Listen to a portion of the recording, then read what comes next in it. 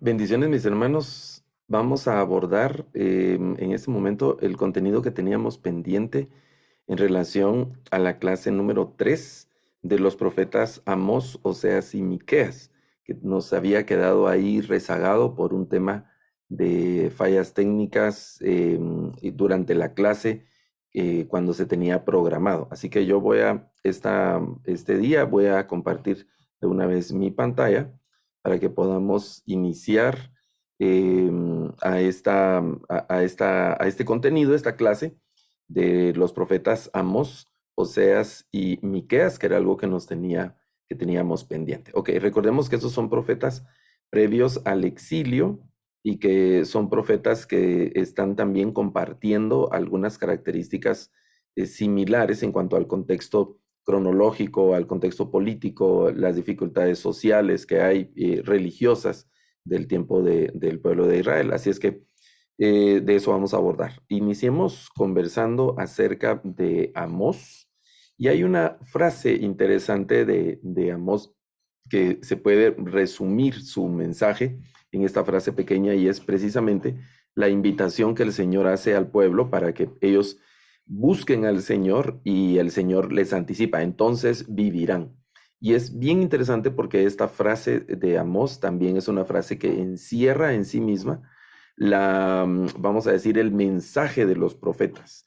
Todo el mensaje de los profetas está contenido de una forma u otra en esta frase de Amós de búsquenme y vivirán. Hay una condicionante, claro, este buscar al Señor implicaba el volverse de los malos caminos, el volverse de la falsa religiosidad, el volverse de la injusticia y empezar a tener una vida diferente.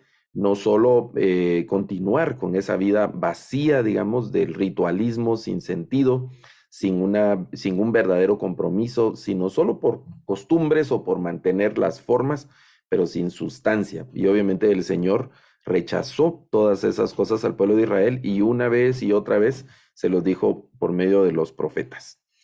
Estamos aquí en la segunda mitad, cuando hablamos de Oseas, Miqueas e Isaías, estamos hablando más o menos de la segunda mitad del siglo octavo antes de Cristo, y en Amós, y el mensaje es dirigido desde Judá, principalmente hacia el reino del norte, aunque algunas de sus exhortaciones abarcan a todo el pueblo de Israel, pero específicamente dirigido hacia el reino del norte. Si nosotros recordamos lo del reino del norte, principalmente surge a raíz de esa división que hubo después de la muerte de Salomón, aunque el Señor ya se lo había dicho a Salomón.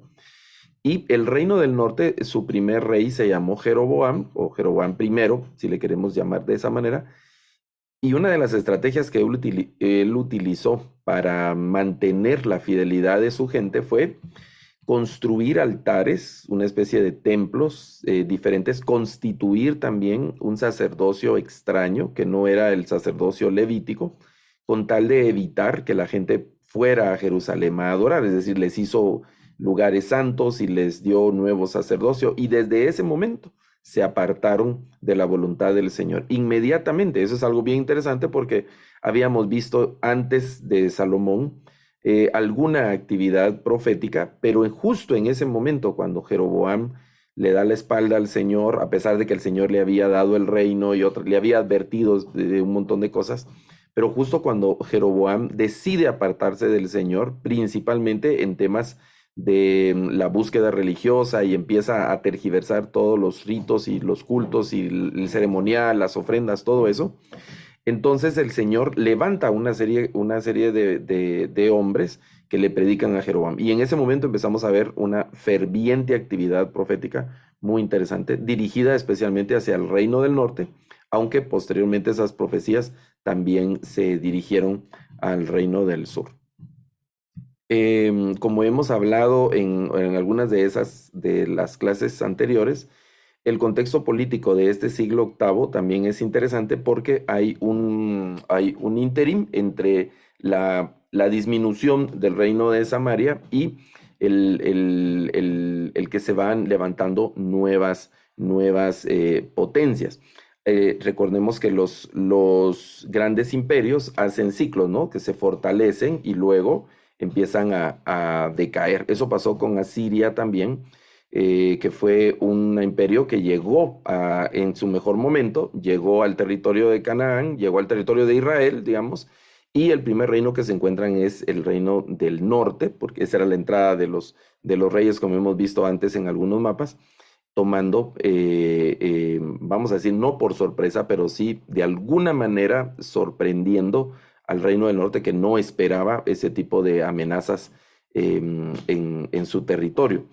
Los primeros reyes que tiene el reino del norte, hay políticos que son muy capaces, muy sagaces, muy inteligentes. Lamentablemente su corazón siempre se desvió del camino del Señor. Entre esos se puede mencionar al rey Usías y al Jeroboam II, que fueron reyes que estuvieron siempre como tratando de sacar adelante al reino, que construyeron ciudades, que fueron estrategas militares, estrategas políticos, también gente sin ningún tipo de escrúpulos.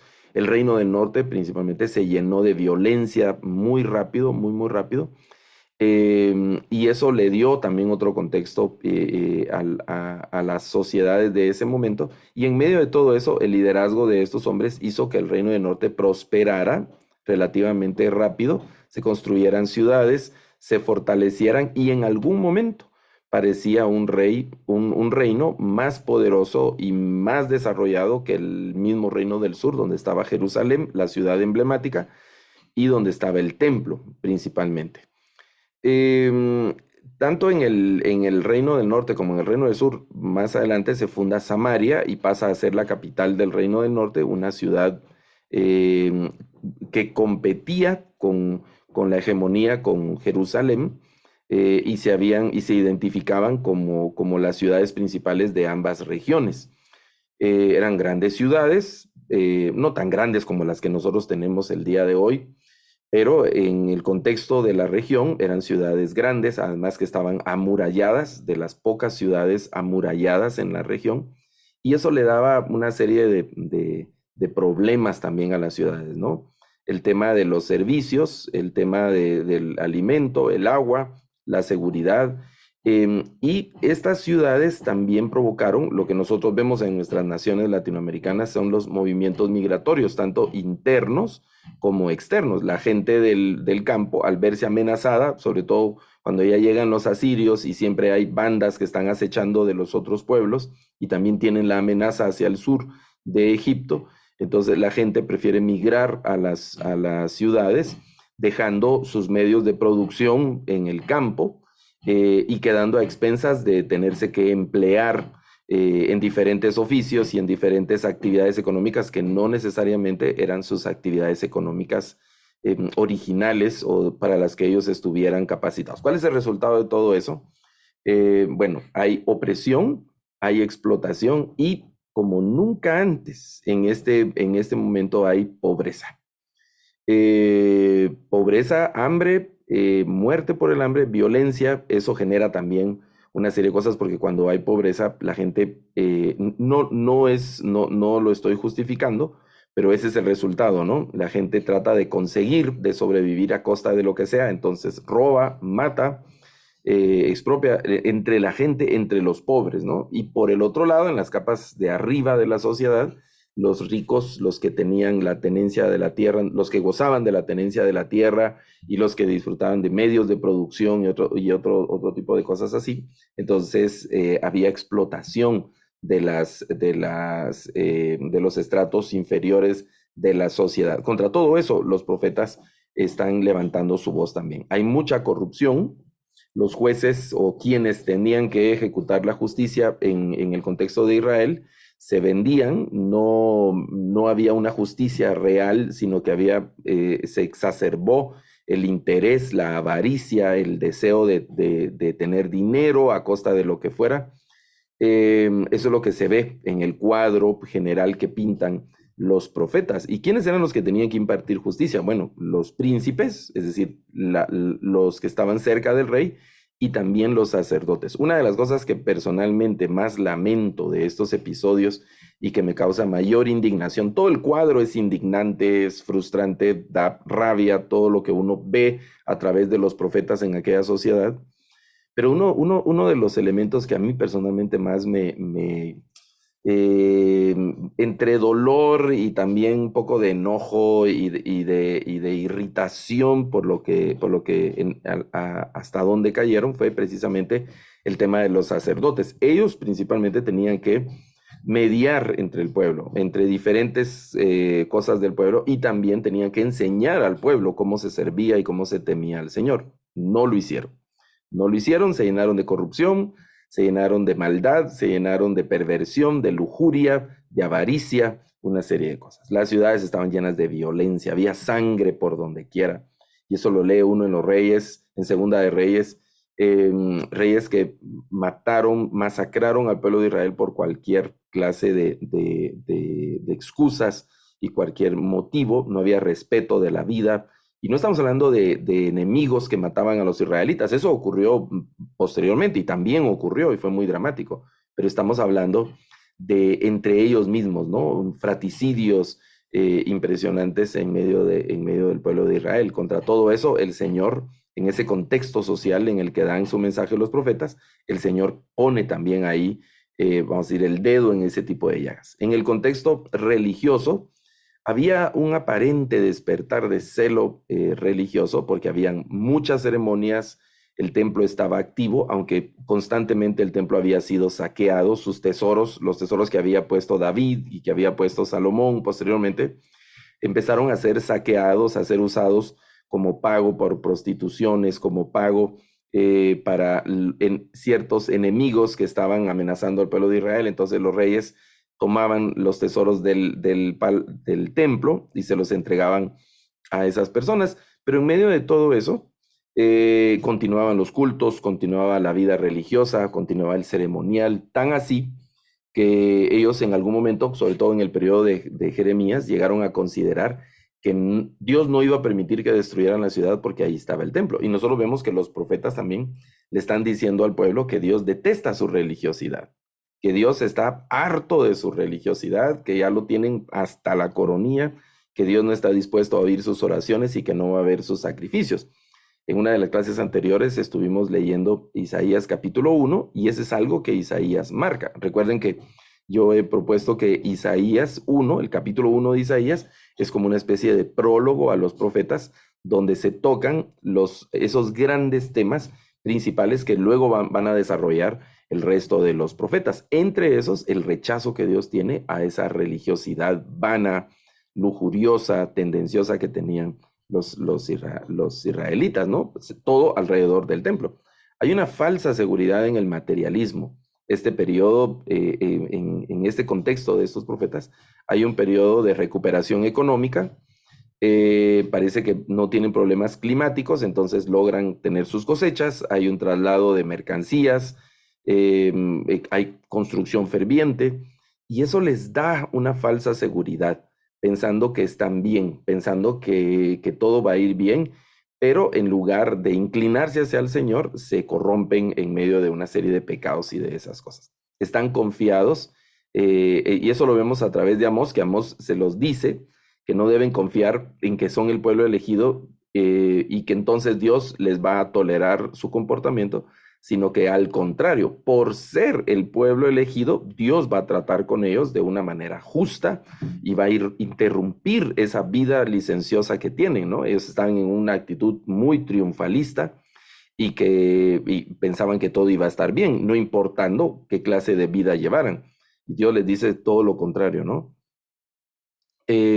Esta palabra que habíamos hablado al inicio de cómo se había pervertido la religiosidad en el Reino del Norte, pues permanece y empezó a atraer también a gente de Judá a poner altares, a quemar incienso a otras deidades y una serie de cosas. Lo vemos en la parte, uno de los episodios más dramáticos es esa parte de la vida del profeta Elías cuando se enfrenta a los profetas de Baal, que eran cientos de profetas de Baal que estaban siendo mantenidos, alimentados por el rey Acab. Y no solo fue Acab, sino que lo que vemos a través de la historia de los reyes es que se convirtió eso como en una práctica de los reyes, ¿no? Pagarle a profetas falsos y pagar sacerdotes falsos que estuvieran como felicitándolos y que les estuvieran, vamos a decir, como confirmando o respaldando su mal accionar. Y como eran profetas y líderes religiosos, estos líderes, vamos a decir, líderes políticos de Israel de ese momento, se sentían con toda confianza.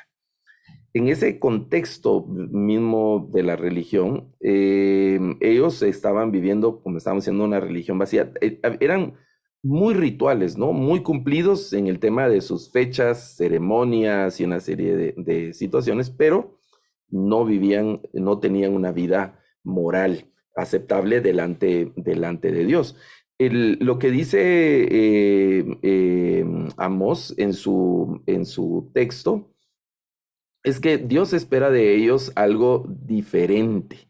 Está esperando algo diferente de ellos y es dos cosas primeramente. El tema de la justicia en una dimensión social, eso se debería, la justicia se tenía que evidenciar en medio del trato con el prójimo, la atención a las viudas, la atención a los huérfanos sin la explotación que, pues, que era evidente también. Esa justicia no es una justicia, vamos a decir, como justiciera de ejecuciones, punitiva, sino es una justicia de la vida diaria, de la moralidad, de la integridad. No es solo, los profetas no hablan solo de leyes y de estatutos y de mandamientos, sino que hablan de interiorizar eso y vivir esa justicia, no solo tenerla en mente, sino vivir esa justicia como una práctica de vida de rectitud. Y también se exige la santidad. La santidad aquí es no solo de observación, de retirarse, sino que es una dimensión de fe y que también vuelve a impactar en la moralidad. Deben ser diferentes, distintos, no solo de apariencia, sino realmente diferentes.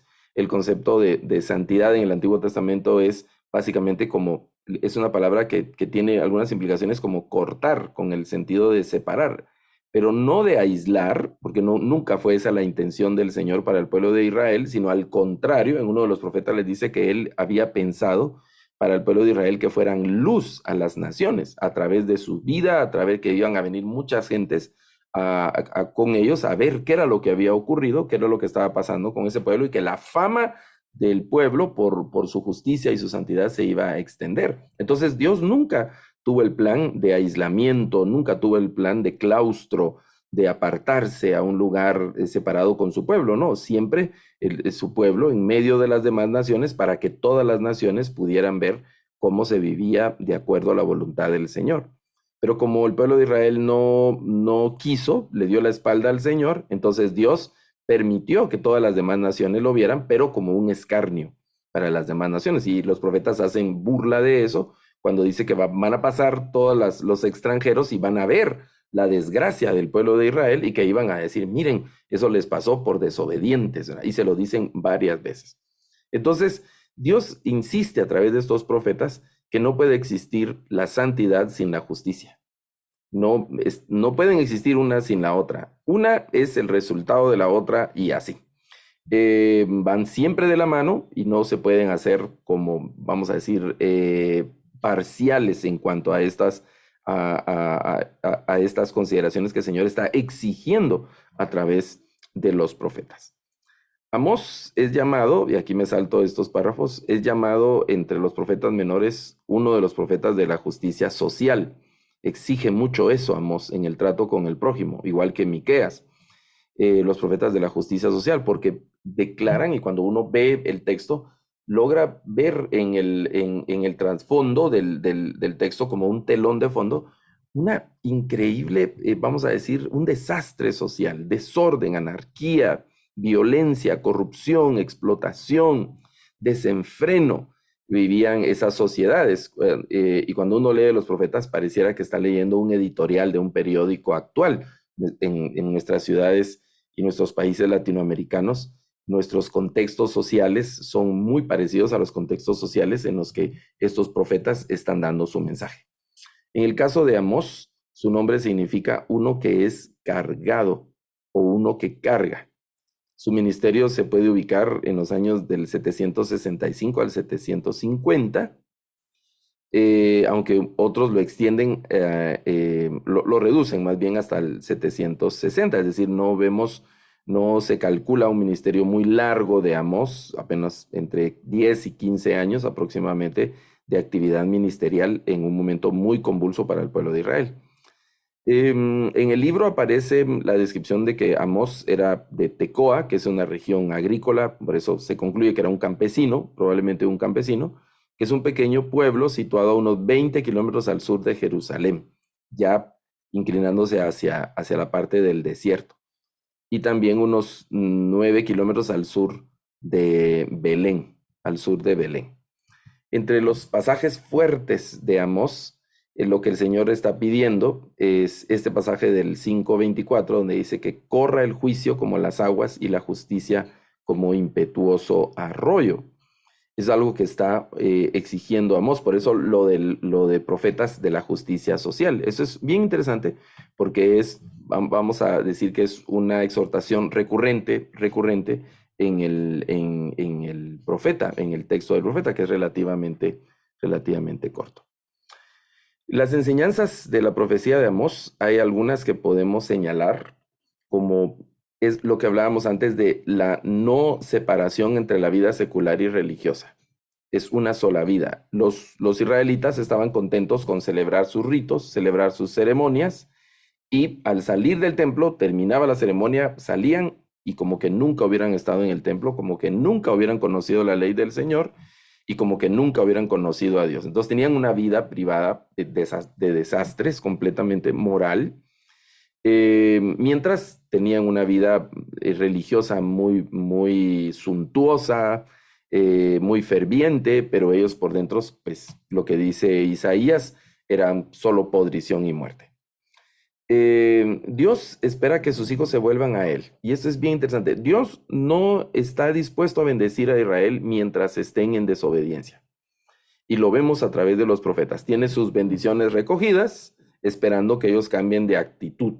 No tiene su brazo para ayudarlos, sino que está con el brazo recogido y como que los dejó a expensas de sus enemigos. Hemos hablado antes también que los profetas ven a los enemigos de Israel como látigos en las manos del Señor, ¿verdad? Es decir, Dios no ha perdido el control y los israelitas, y eso se ve en algunos profetas que se quejan con la sensación de que Dios los ha abandonado. Pero el Señor les dice, no, yo no los he abandonado a ustedes, lo que pasa es que ustedes me dejaron a mí. En esas, vamos a decir, como casi súplicas del Señor a través del profeta Jeremías, les dice, ¿qué les hice? Yo, pregunta el profeta al pueblo, pero ¿qué les hice? ¿Yo qué les hice? Me dejaron a mí, que soy fuente de agua viva, y se fueron a hacer sus propias cisternas rotas que no pueden conservar el agua. Les pregunta qué tienen que ver ustedes con los ríos de los otros pueblos extranjeros, y aquí en el contexto de Israel tenían ríos, vamos a decir, buenos, que les podían ayudar. Es en las metáforas donde el Señor se siente desplazado, donde Dios se siente traicionado por el pueblo de Israel, ¿verdad? Entonces Él está esperando que el pueblo se convierta y les envía constantemente profetas, y eso sí, profetas y profetas y profetas. Hay un periodo que vamos a ver en la última clase, que es el periodo intertestamentario, que algunos le llaman el periodo del silencio. Yo difiero con esa postura de periodo de silencio porque Dios siempre acompañó al pueblo de Israel a través de diferentes medios. Que no hay desarrollo canónico y que no hay así algún personaje profético relevante, eso es otro tema. Pero que Dios haya callado esos 400 años, yo difiero de esa postura, y por eso prefiero llamar el periodo entre los testamentos y no el periodo del silencio, como le llaman algunos, porque realmente no hubo silencio cuando uno ve la historia de ese periodo. Vamos a ver algo de eso en la última clase. Y este último punto es muy importante. Dios ama al pueblo, lo deja suficientemente claro a través de los profetas, pero en ningún momento está dispuesto a perdonar el pecado del pueblo de Israel, y muchísimo menos no a perdonarlo, sino a pasarlo por alto, a hacerse el desentendido, a tolerar el pecado del pueblo de Israel, porque sí está dispuesto a perdonarlo, pero si ellos se vuelven al Señor, si ellos están también dispuestos a dejar su mala práctica de vida y aprender la justicia, la misericordia, y andar humildemente delante del Señor, como lo vamos a ver un poquito más adelante en Miqueas. Entonces, Dios no está dispuesto a pasar por alto el pecado del pueblo de Israel y lo va a castigar. Claro, lo va a castigar con una medida de misericordia porque va a dejar un remanente pequeño, va a dejar un remanente.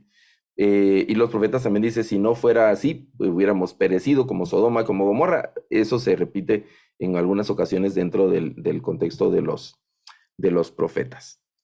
Dios, fíjese la forma en la que Dios actúa para castigar a su pueblo. Lo primero que hace es dañar los medios de producción, dañar la agricultura, las sequías y no permitir que tuvieran las cosechas suficientes. Entonces ocurrían dos cosas. Primero, la producción para autosostenimiento no era suficiente, entonces pasaban hambre. Y además no cosechaban como para poder comercializar y el resultado también es que no tenían cómo intercambiar mercancías. Antes no había dinero, sino era a través de intercambios. Y entonces no tenían recursos, no tenían comida, tenían hambre. Y ya hemos dicho que el hambre genera violencia, porque el hambre es frustración, la frustración incomoda a la gente y quieren saciar el hambre, entonces genera violencia, que era lo que se encontraba ocurriendo en el tiempo de Amós. Ellos habían construido muchas cosas a través de sobornos, engaños, robo, la corrupción. Tenían los ricos del pueblo, los príncipes, que eran de las familias reales, los sacerdotes, los principales sacerdotes y algunos profetas que eran así vendidos y que estaban a favor incondicionalmente a favor del rey, no les importaba el desastre que pudiera hacer el rey, ellos estaban dispuestos a ayudarlos, claro, recibían una tajada, recibían ellos una subvención, comían de la mesa del rey, andaban bien vestidos, salían en la foto, digamos, del rey y estaban ahí muy pegaditos, pero no podían decir nada en contra del rey. Entonces, toda esa prosperidad y esa infraestructura que habían levantado, lo hemos conversado antes, en el libro de Amós no solo vemos que el Señor va a destruir las casas, va a destruir los muros, va a destruir los palacios, las ciudades, todos los santuarios que ellos tenían y que habían adornado y que habían invertido. Eso no impresionaba a Dios, al contrario, le ofendía y también él estaba dispuesto a destruirlo. Eh, Algo triste que relata Amós del capítulo 4 en el verso 6 en adelante es la rebeldía del pueblo, la obstinación del pueblo, y entonces Dios no puede detener el juicio. Dios les ha advertido, pero no son advertencias vacías, no son advertencias solo para ver si se asustan, sino que son advertencias reales, reales, y lo vemos en la acción de la historia, donde Dios cada una de sus advertencias también la cumplió. Y hay algunos autores que hablan de la intervención de Dios, este juicio de Dios, que se debe interpretar también como un acto de misericordia y un acto de salvación. Porque si Dios los abandona y no interviene en el pueblo de Israel, ellos hubieran terminado destruyéndose a sí mismo, como ocurrió con otros pueblos, que se levantó dentro de esa misma nación en una especie como de guerras civiles, se atomizaron las sociedades y se destruyeron.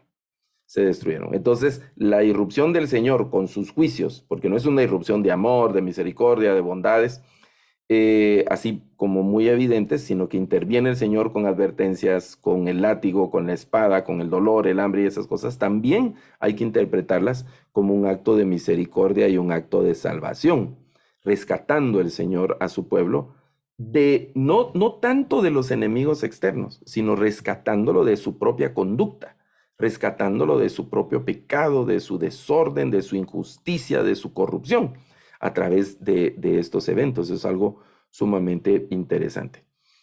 Esta es la frase con la que iniciamos Amós, que aparece en el 5:4, donde dice, búsquenme y vivirán. Pero cuando uno lee el libro, hay en varias ocasiones, en diferentes ocasiones, Dios está invitando al pueblo a que lo busquen. Busquen a Dios. Y es muy interesante que Amós no se pone en el frente, no busquen al profeta como hacía la gente, que iba y consultaba a los profetas, a los agoreros, a los adivinos, una especie de chamanes y brujos que consultaban muertos, animales y tantas cosas, prácticas de adivinación que vimos en una de las clases anteriores. Entonces el profeta dice, no, no me busquen a mí, porque al final, al final de cuentas yo ni siquiera soy profeta, ustedes busquen al Señor, ¿verdad? Busquen al Señor, a ese busquen, no, no busquen los lugares altos, no busquen a los otros dioses, busquen a Dios, ese Dios que es el Dios de sus padres. Y siempre les está recordando los eventos históricos. Hay una conciencia histórica que el pueblo de Israel estaba perdiendo y entonces a través del profeta lo vuelve a conectar con la historia. Ese Dios que los sacó de Egipto, ese Dios que los pasó por el desierto, ese Dios que los defendió de sus enemigos, busquen a ese Dios, busquen a ese Dios. Y tal como lo hacen otros profetas, Amós también enfatiza el hecho de que Dios es el creador de todo, de todo. Y a los otros ídolos, los otros dioses, en realidad son dioses falsos, y se empieza a configurar lo que más adelante se consolida como el monoteísmo estricto de los profetas.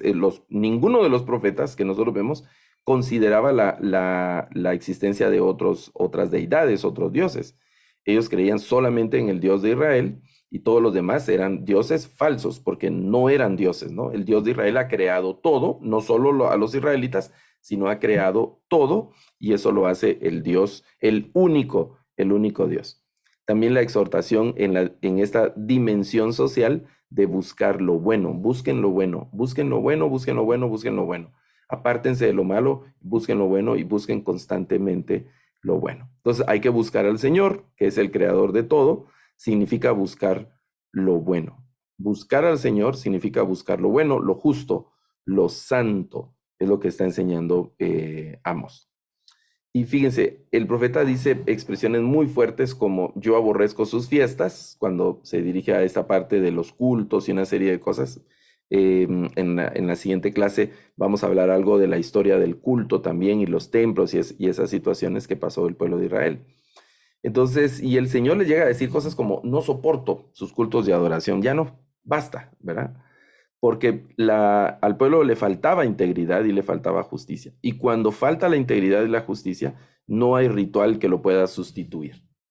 Podríamos aplacar nuestra conciencia, pero delante de Dios no. Dios incluso dice en los evangelios, ¿no? Aquí estoy predicando un poco.